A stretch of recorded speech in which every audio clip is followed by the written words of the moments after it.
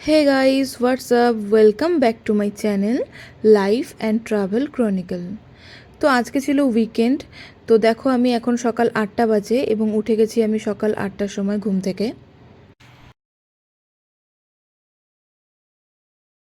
উঠে স্নান টান করে এখন আমি রেডি হচ্ছি। তো রেডি হওয়ার পর আজকে আমাদের অনেকটা প্ল্যান আছে বাইরে যাওয়ার। তো দেখা যাক কি হয়।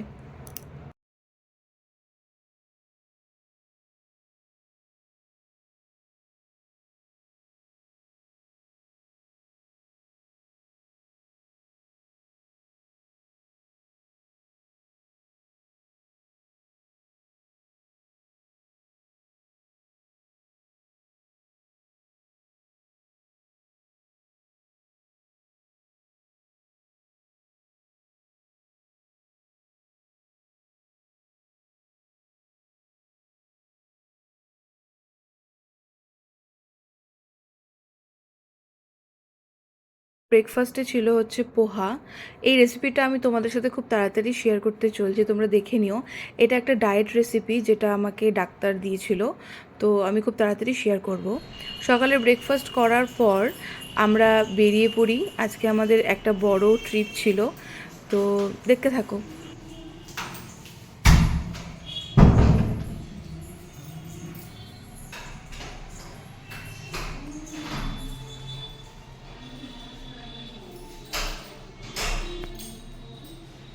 আমরা আলিপুরের দিকে যাচ্ছিলাম, আলিপুরে প্রায় ঢোকা ঢোকা মুহূর্ত।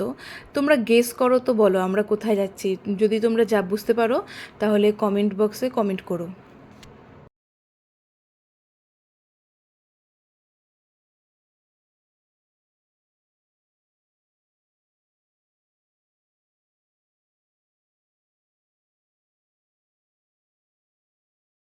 আমরা যাচ্ছিলাম অ্যাকচুয়ালি রাজা ভাত খাওয়া।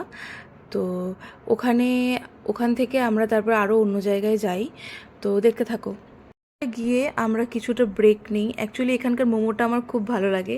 রাজা ভাত খাওয়ায় আসাটা এই কারণেই, এই দোকানের মোমোটা আমার কাছে খাওয়া one of the best momo বলতে গেলে। তো এখানকার আরও একটা জায়গার মোমো, মানে রেস্টুরেন্টের মোমো খুব ভালো, সেটা হচ্ছে ফ্লেভার অফ ডুয়ার্স। সেটাও আমি তোমাদের একদিন ভিডিওতে দেখাবো। বাট এখানকার মোমোটা আমার খুব ভালো লাগে। তো আমরা এখানে মোমো ব্রেক নেই এবং তারপরে এখান থেকে আমরা আরও একটা জায়গায় ঘুরতে যাই। তো সেটা তোমরা পরে দেখতে পারবে।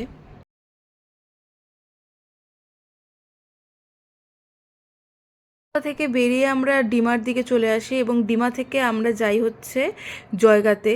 ডিমার ভিউটা বিকালবেলা জাস্ট মানে অসাধারণ থাকে। যদি কারো মনে কোনো রকম ক্লান্তি থাকে, আমি আমি অবশ্যই বলবো সে যেন ডিমায় আসে।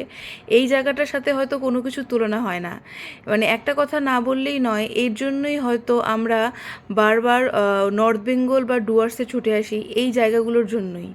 এই এই সৌন্দর্যের জায়গায় অন্য কোনো সৌন্দর্যের তুলনা হয় না।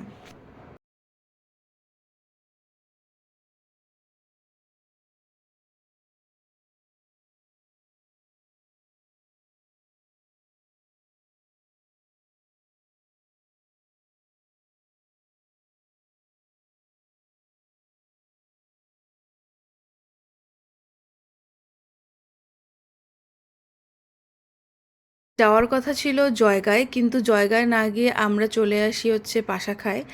জাস্ট তোমরা ভিউগুলো দেখো। আমি জানি না, আমি কিছু এখানে বলতেই পারছি না। আমি জাস্ট এনজয় করেছি। এই এনজয় করতে গিয়ে হয়তো অনেক ভিডিও বা অনেক ফুটেজ আমি নিতেও পারিনি। মানে জাস্ট অসাধারণ। আমি এটা নিয়ে আমার সেকেন্ড বার এখানে আসা।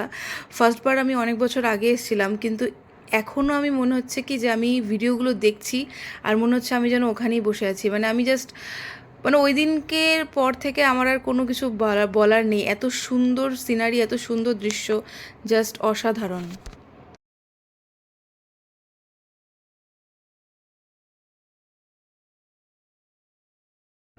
তো এখানে যে জায়গাটা দেখছো সেটা হচ্ছে পাশাখা। এরপরে হচ্ছে ভুটান বর্ডার। আর সময়টা ছিল হচ্ছে বিকাল 5টা। তোমরা যে সিনারিটা দেখো এত সুন্দর, যে এখানে এসে মনে হচ্ছিলো যেন মনের সব ক্লান্তি দূর হয়ে গেছে। আর বিকালবেলা জায়গাটা আরও সুন্দর লাগছিল জায়গাটাকে।